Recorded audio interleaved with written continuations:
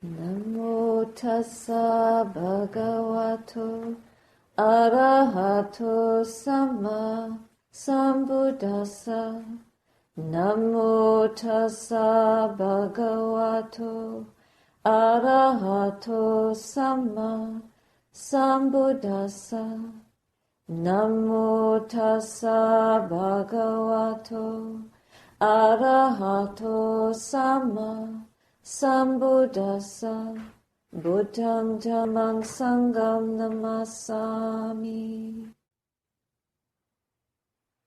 After several years of investigating, the Truth and Reconciliation Commission made its report of the story, the legacy of Canada's worst past, the worst part of Canada's history, which has to do with the setting up of residential schools for Aboriginal children all over the country to remove, to extirpate the Aboriginal culture.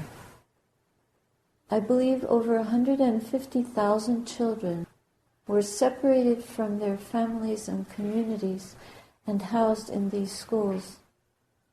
And this went on for about 126 years. But now, having established that kind of body of investigators, witnesses, survivors of the schools, bearing witness to and speaking to what happened to their families, to them, and what devastation they experienced, our country has made an important step. It's only a step, but it's a very important direction to move towards truth, to bring forth the truth and acknowledge this is what happened. This is what we've done. These schools were funded by Churches of Canada. What is the feeling that we have when we think about this past? We don't feel good about it. We bear shame for a decision that was made in all good conscience by people who lacked wisdom, lacked conscience somehow, that they could allow this kind of thing to happen on such a large scale.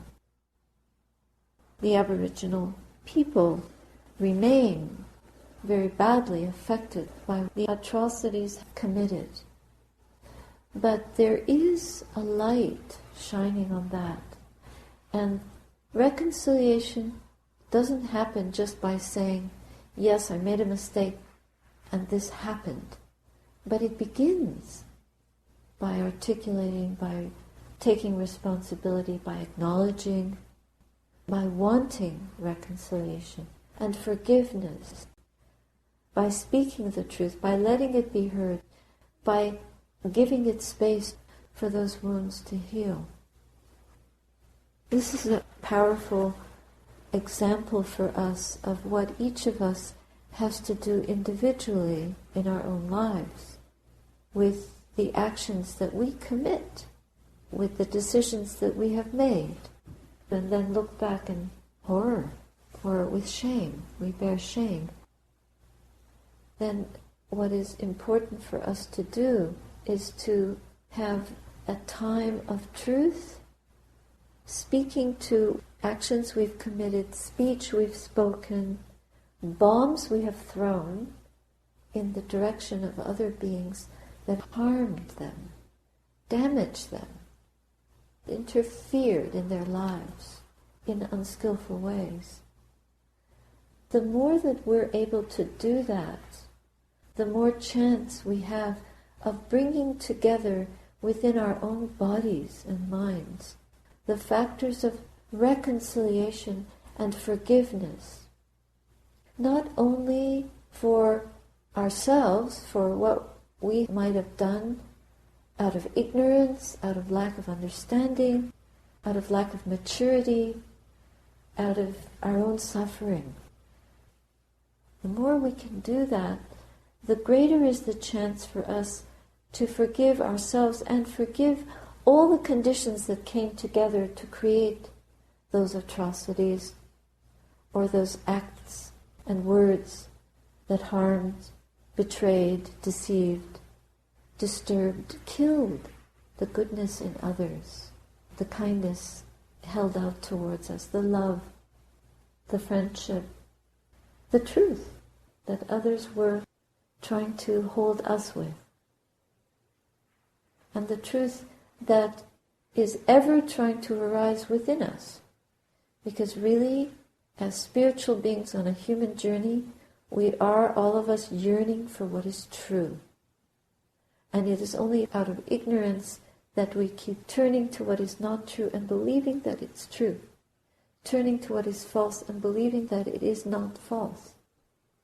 In the way that we turn towards games or entertainments, not diving deeper into our own hearts. We can keep distracting ourselves, believing that these distractions are a support and will help us to be numb to the things that are difficult to remember. That we can just somehow shove them under the carpet and forget. But just like those murmurings and dark whispers that continue to seethe where wrongs have been committed, even as those do not disappear, but they undermine our ability to quiet the unrest and to erase the wrongs. They cannot be erased. Relentlessly, the truth finds its way back into the open. If not in this lifetime, then at some other juncture, another birth, another generation, another century, whenever the conditions arise, those truths come forth and they have to be acknowledged. So eventually we have to take responsibility. Therefore, the sooner that we can make reparation, the sooner that we can remember and say, okay, I have not acted skillfully, and this is how. We gather towards us a loved one, someone we trust, and articulate that. I've spoken. I've acted. I have felt. I am caught in anger. I am caught in regret. I am caught in fear of what I've done, or in fear of what has happened to me. And in my unwillingness to fall into conditions, I have fallen into them. Now, what do I do? Just by bringing that out into the open, we make ourselves eligible, available for reconciliation, for a forgiveness that must come to bear, that must come forth, that will save us, that will free us, that will bring us closer to the power of our own spirituality, the rawness of it, the energy of it. That's what we long to bring forth. And instead, we're busy distracting into many directions. If we can do this for each other, then we can certainly do it as a nation. The nation is struggling to do it, but on an individual level, we still really don't know how to establish these committees, the committee of people, of force coming together. However, as Dhamma practitioners, we do have that resource. That's what we're doing here. We come together as a committee of disciples, seeking the discipleship that enables us to silently bring forth and allow the truth to resonate and percolate forth in the heart. And we feel the things that might be frightening to feel, but we face them. Let us not practice superficially, just seeking escape from the stress of the world. But let us practice in a way that enables us to dig deeply into the bone marrow of our lives, to uncover and discover what is it that really ails us. Is there any shame there? Is there regret? What are we frightened of? What memories do we shun? What people do we avoid? What beings do we bear ill will towards? What do we feel towards ourselves? Do we feel a feeling of kindness, of self-esteem, of well-being, of contentment? Just to be alive, of gratitude. Do we feel able to share that quality within us with others? What do we run away from? These are questions for us when we're practicing, not just to sit quietly and hope that our thoughts will stop so we can have a little bit of peace, but use this practice as a river in which to dive for the treasures of truth within us, and to pull them out of the sand and bring them up into the open air and see what treasures we carry within us, or what detritus, what kind of garbage is buried there, and just clean it out. Because what will be left is treasure. And if we've been cleaning, we can rejoice. We're busy cleaning on the outside. We do lots of laundry and wear deodorants and perfumes and use very fancy soaps to disguise the body odors, but there's another kind of odor that comes forth. It's a quality of the being that is not happy, that is not content, that is restless, anxious, panicky, fearful, mistrusting, despairing, resentful, irritated, complaining, whining, feeling exhausted, burdened, stressed, and subjecting ourselves to conditions that are really not serving our spirituality. They only serve our bank accounts, our desires for certain kinds of comforts and possessions that we don't actually need. If we can really simplify our lives more and more, then we need not be so stressed out to keep working in situations that don't fulfill our inner heart's yearning, that don't respect us for what we are. Because in that way we live our life decade after decade, and at the end of it we're still thirsty, we're still hungry. We look outside of ourselves to meet the being that might be fulfilled, when actually that being could be us. We could be the being that is fulfilled. But we need to make wise choices, more and more. And the wisest choice is to do the inner cleansing. So it's truth and reconciliation. On a large scale, or even on a more minor, subtle scale, whatever amount of truth and reconciliation we've been doing in our lives, rejoice for that. And if we haven't been doing it, begin and probe and examine deeply, investigate. Find a trusted friend that will listen to the stories that you can't speak about, so that you can really extirpate that, rather than have our spiritual inheritance stolen from us.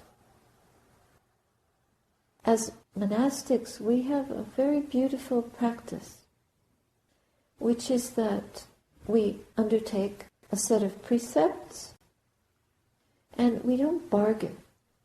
I like this one, but I don't like that one. We just take the whole package and keep it as a way of honoring our teacher and trying to really follow his template. And there are certain rules.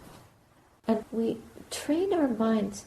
If we commit errors, we have a formula and a way of purifying them. Every 2 weeks, you can meet with a sister and speak, confess. I've done this, I've done that. As soon as you pronounce that, then we purify our minds. Reconciliation and forgiveness are the running threads of the holy life. This is such a gift. It means that we cannot live this life without having this policy of reconciliation. So, as disciples of an enlightened master, this is what we must do. We want to purify and raise ourselves up out of the dross of the world and not follow the worldly winds for our own health and well-being. And then we can rejoice. Our life will be going from one strength to another. We can rejoice like those people out there. Yay! What good will it do us? We're striving to score a much bigger goal. It is a purification, it's a process. It doesn't happen just by coming on Friday night. No, we have to do this day by day. We have to take purification seriously. We're so interested, I marvel how interested we are in eating the purest kind of food. This has become a cultural mainstream obsession. Even chocolate bars, they're organic and it's a certain kind of bean or coffee. And the label, and it's won an award, it's approved by this and that commission, that it's pure organic from this co-op, and this picture of the farmer and he's smiling. They've all successfully produced this, and it's the best chocolate in the whole world. And people are very concerned about these kind of specific nutriments for the body. All these kind of luxury foods that are now being marketed and you can order from Amazon. It's become just the way of the world. But what are we ordering for the heart? What kind of nutriment are we using to feed the heart? Is it the most organic? Is it the purest? Is it the highest quality? Is it the best? Or are we cheaply spending our time? My father always used to tell me, cheap is expensive. I see that on a spiritual level, how very true that is. How very potent. That if we spend our time playing games, instead of turning the wheel of Dhamma, even traveling, how many countries do you have to see? And how many exotic experiences do we have to have in the world? How much will that satisfy the yearning in here? How much will that purify our minds? Then how many photos can you jam into your pocket computer? And how many hours will we spend flipping through all our cool photographs? But really, even if we didn't have a single photograph to look at, if we could look at the mind and find that it is pure, there is no unhappiness, there is no fluttering, there is no craving going on in there, that would be the greatest cause for celebration. Then we would have really achieved the goal. We have to examine what goal we are trying to achieve and really work for it. We're never too old to do this, to work for the highest. You can do it from just your sitting room, from your bed. You can do it on your deathbed. We can aim for the highest. It might be a little strenuous when we're sick and tired and life is ebbing, but it's still possible. But let us not wait for that. Let us hasten to that which really frees us and supports us. I wanted to share with you a very lovely verse by Bada Kundalakesa. Bada was a woman of the time of the Buddha. Kundalakesa means curly hair. So Bada of the curly hair. Bada was from a very good family, and she married a man that she fell in love with, and he was a thief. He came from a wealthy family, but he had the inclination to steal. So when he got married to Bada, he wanted to steal her family jewels. So he arranged to go up to a mountain with her, and he was going to push her off the mountain. But Bada was so clever that she talked him out of it. She talked him out of it and ended up pushing him off the mountain.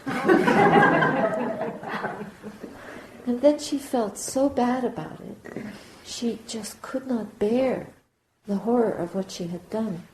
So she gave up the world and became an ascetic. And she wandered all over India. She became a Jain, but she got a little disillusioned with the Jain religion, and she was just wandering around and listening to every teacher she could listen to, and she became so learned. She read all the scriptures and could recite and argue and win a debate with anyone. For 50 years she wandered. And then finally she came to Sawati, the Chetha Grove, where Sariputta was living. And she heard about this Sariputta, the wisest disciple of the Buddha with the greatest power of analysis. So she decided to challenge him in debate. And anybody that she challenged in debate, she would build a pile of sand, and if they trampled on it, then that meant they were ready to debate her. So when she came and built her pile of sand in the Chetha Grove, Sariputta heard of her arrival, and as a sign of his willingness to debate, he sent some children out, and they trampled on the sand. So she said, aha, he's willing to debate me. She was confident that she would win. So she went to the Chetha Grove, accompanied by a large number of people. Bada sat down and asked Sariputta a number of questions, and he answered every single question. That really surprised her. She had nothing left to ask him. And the very first question Sariputta asked her was, "What is the One?" Bada remained silent. She couldn't think, what is it? It couldn't be God. It couldn't be Brahma. That's too easy. What did he mean? Well, the answer would have been nutriment. And here it is. What is the one thing that everyone feeds on? Nutriment. We are all sustained on nutriment of food and nutriment of the mind. Bada lost the debate, and right away she knew that she had found what she was looking for. After 50 years. So she chose Sariputta as her teacher. But Sariputta referred Bada to the Buddha. Look at the humility. And so when she came to the Buddha preached the Dhamma to her at the Mount Vulture Peak. And this is the verse that he concluded with. Though 1,000 verses are made of meaningless lines, better the single meaningful line, by hearing which one is at peace. You could spend your whole life reading volumes of books, Kindles, of literature, of philosophy, of doctrine, of ideas. You could fill your mind with zillions of words, on, thinking, debating, and arguing points of doctrine. But if you can come to a single meaningful line that gives you peace, then that is much more than all the words, all the thoughts that can go on in the mind. This is what the Buddha offered her. Such a wonderful teaching from the Dhammapada. Buddha was declared foremost amongst the nuns that attained arahantship faster than anyone else. This is Buddha's beautiful verse. I traveled before in a single cloth, with shaven head covered in dust, thinking of faults in the faultless, while in the faulty, seeing no faults, wandering through the world and debating and believing in all that. When done was the day's abiding, I went to Mount Vulture Peak and saw the stainless Buddha. By the order of bhikkhus, that one is revered. Then before him, with my hands in Anjali, humbly I bowed down on my knees, and he said, "Come, Buddha." Thus I was ordained. Debt-free, I have traveled for 50 years. In Anga, Magadha, in Vaji, in Kasi and Kosala, living on the alms of the land. That lay supporter, wise man indeed, may many merits accrue to him who gave a robe to Buddha. For free of all ties is she. Just by hearing one line of truth, her heart was set free. So don't search too much in the world of ideas or in the world of activity, but look deeply into your own heart and listen to the teachings given through the enlightened master, through the Buddha and through the Buddhas of all time, through the Pacceka Buddhas, through whatever wise tradition you follow.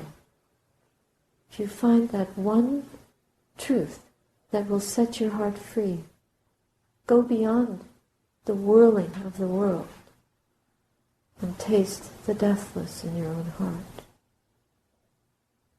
This is Buddha's encouragement, and mine as well, 2,600 years later.